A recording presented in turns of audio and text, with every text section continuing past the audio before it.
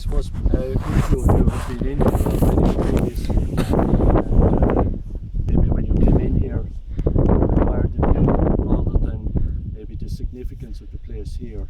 And this is a very significant place, and that point was proven between 1973 and 1976 when Peter Danaher of the Water Works carried out excavations here over 3 summers, and he was able to establish that this is probably one of the 2 most important archaeological sites in County Tipperary. The only other one that might exceed it is over in Knockane, over to the left here in Riordan.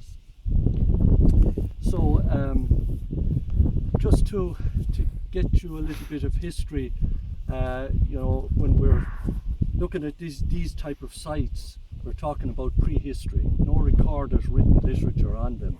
Certainly not obviously from early Christian times when people began to record the history of particular places. So here we've got to look at maybe only 2 possible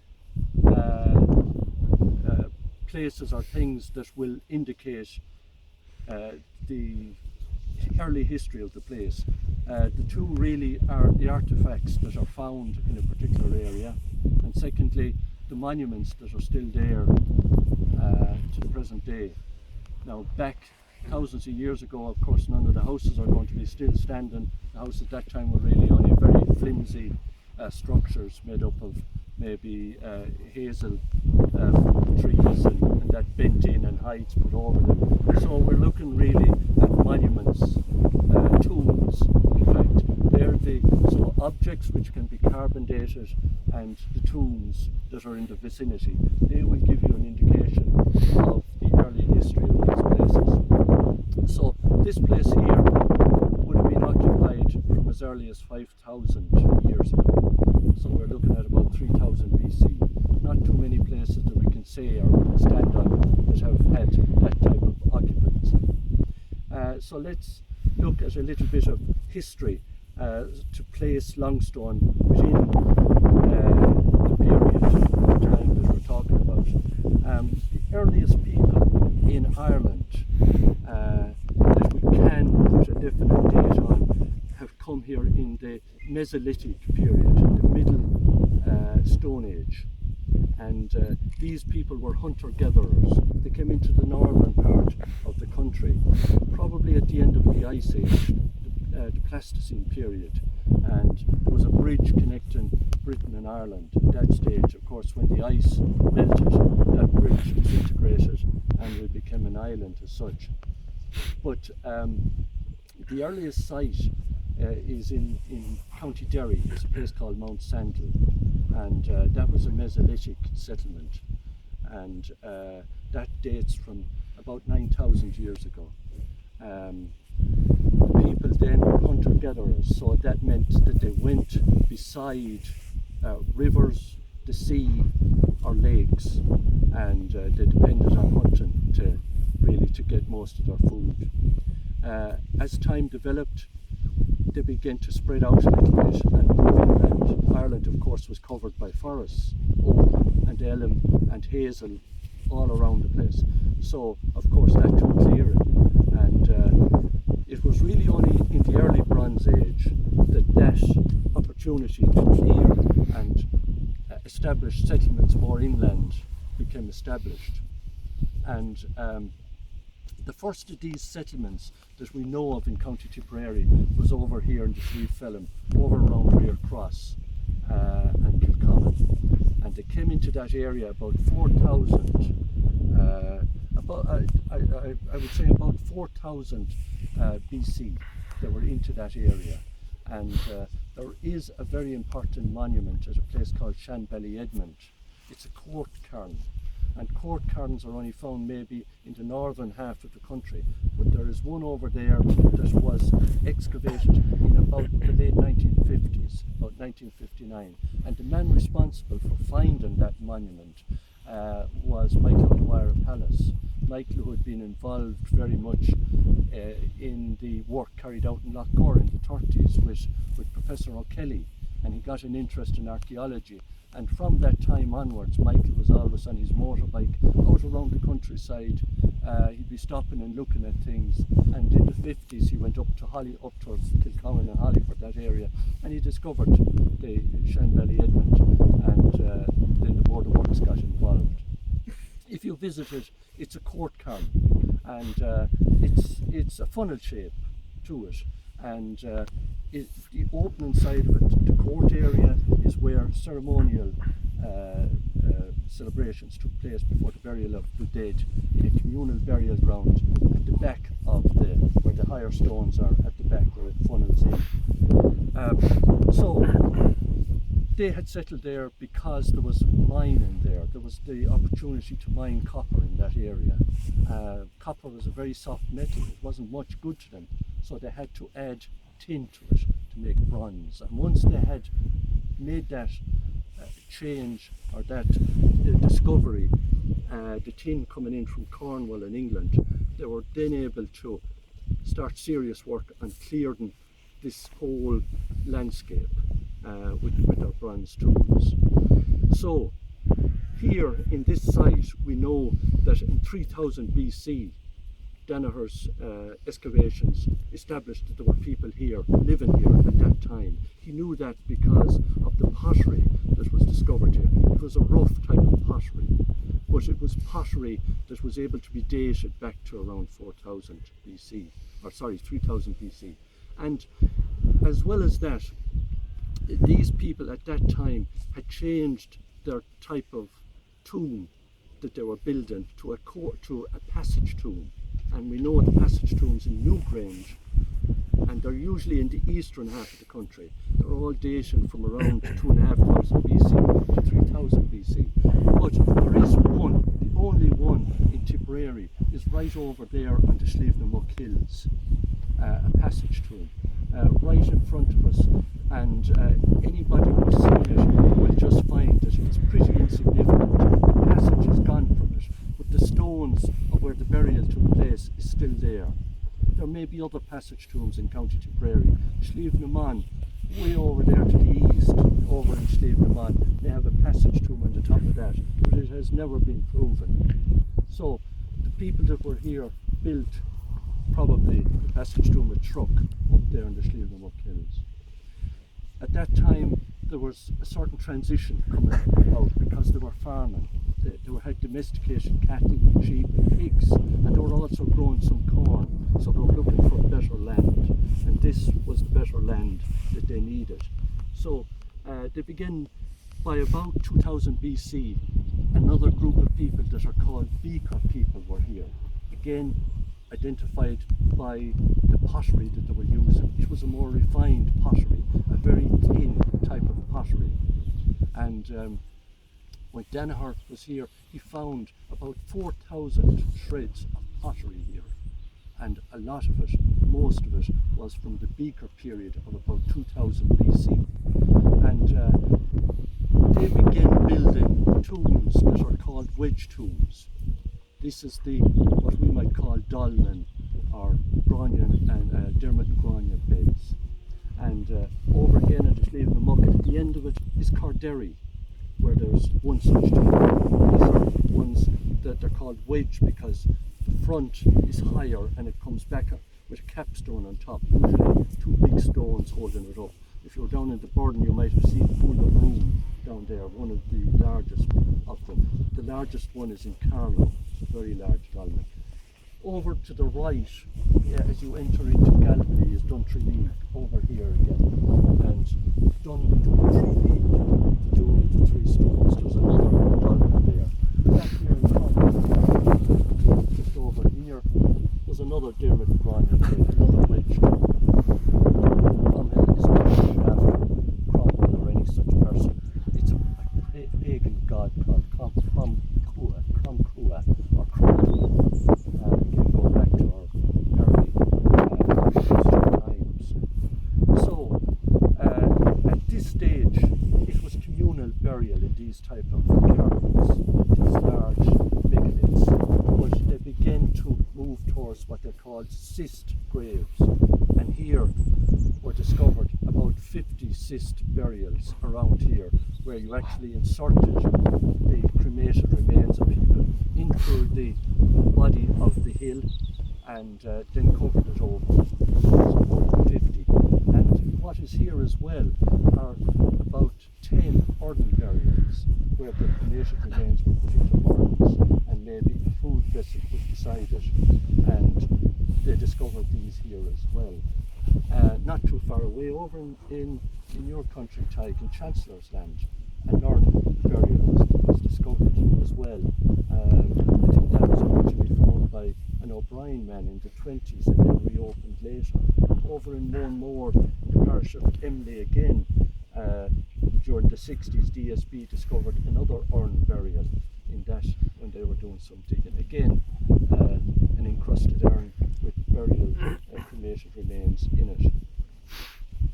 So, coming back here, people continued to live here, and of course as the population increased, they began to make this a little bit more defensive. You see the way it stands at the moment, in that there's what they call a ditch. Our idea of a ditch is really we're between ditches and banks, but they've dug out a depth down to a depth, piled up the earth around it and made this more defensive, and that they could stay in here and maybe keep some livestock in here at times. There were still serious wild animals in Ireland back then, bears and wolves and that kind of thing. So they needed protection. And of course, people were coming in a bit more, and maybe conflict was starting. So you needed to become a bit more defensive in how you set up your settlements. So here, something as well was happening in that people began to use ornaments to decorate jewellery and that kind of thing. And there's no doubt that the famous Golden Bog of Cullen, which is quite close to here, was a centre where smiths were working on gold and also on bronze. Now they were doing that already in Kilcommon, in Rear Cross area, but here they were doing it on a larger scale. And that came to light in the 18th century when there was a large number of discoveries in the bog in Cullen. People were digging turf and dug up old bronze swords, different types of pins, gold ornaments. And in the 19th century, a man by the name of Eugene O'Curry, who was a very famous antiquarian and a friend of O'Donovan who carried out the first ordnance survey, he wrote in his book on the manners and customs of the ancient Irish that he had seen 2 bars of gold taken out of the bog of Cullen, bars of gold that were to be used by people who were working in respects in this area. So there was a large population here. This probably was the main population centre of this whole area. There was no Limerick City or no Tipperary. Later there was Limerick, of course, and Waterford, Dublin, all Viking cities. But back then this would have been the main population centre right around this whole area. And a lot of people, as it goes, the population back then was probably in the whole of Ireland, might have only been couple of 100,000 in the whole island. Of course it began to increase, and life expectancy was very, very short. You might expect them to live into your 30s, and that was it. In the course of the excavations here, during the time Danaher was here, he discovered various little pins, bone pins. He discovered bronze type razors, and they weren't all in beards. They were trying to shave and to adorn themselves a bit better, and these were at that time farming people. He then found, when we come on to the Iron Age in 700 BC, when the Iron Age roughly started, that the people were still here. And at that time, we can't see it now because this place has become overgrown, and it's unfortunate that all this livestock can come in here because they're breaking down the banks that were here that would allow us to see the burial barrows that are here. There are 2 there just over here, and these were places where again cist graves were inserted. And quite close to here, down in Ballyrobin, in Ryan's Land, in John Ryan's Land, there are 3 burial barrows in one field. Quite significant ones, a lot bigger than what's here. There's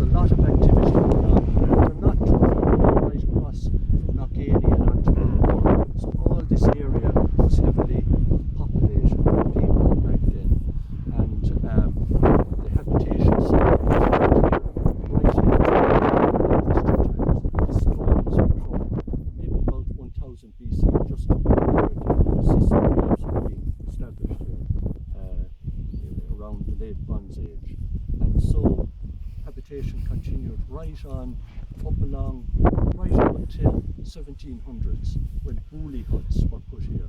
And the people were here and they were living here, probably youngish children even, to herd cattle, to because this is at a time when there's no ditch system here, it's all open.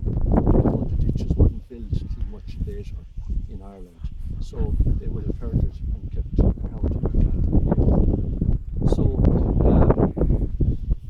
So that's why I say that Longstone is hugely significant, and it's unfortunate that there isn't access to it properly, because Danaher has written that this, in his opinion, is the most important site that we have in Tipperary, and that is the importance of Longstone. So, maybe if you have any questions or want to ask me anything, we can discuss it. But there you are. There's lots of finds here, and a lot of, I will say, in connection with the gold, there's a lot of the gold from Cullen Bog was taken and melted down and was sold to what they call peddlers from Limerick City, who took it and used it to make their own jewellery and sold it on. A few small bits ended up with the Damer family in Tronal, and it subsequently came into the hands and the possession of the Port Arlington family in Emo Court. And when they sold and had a sale, some of that stuff was taken back to England. And I remember maybe 15 years ago, going to Dublin, they had a big display of gold ornaments, early ornaments that were taken in Ireland at various times. And one item was just one, a little brooch, to a pin almost, to close a cloak, had come from Cullen. And it was, I think, in Leeds, in the museum there, that's where it had come. So it's a pity some of the great craftswork that was done here, we'll obviously never see it. It's gone forever, which is a pity. Lunulas, which are ceremonial gold items that we wore around today. There's one of them supposed to have been taken out of the bog in Cullen. Where it went to, nobody knows. Also maybe a gold crown. So, this is a beautiful place here now, very quiet. You can see right around from over there from the old mine. You can see where the diggings for the old mine is there. Right around over a big slave of Bonner in the distance. That is the Valley Hall right around where we're coming over here. It's of volcanic. This is a place of volcanic activity. The only place in England, Ireland, that had volcanoes is right here.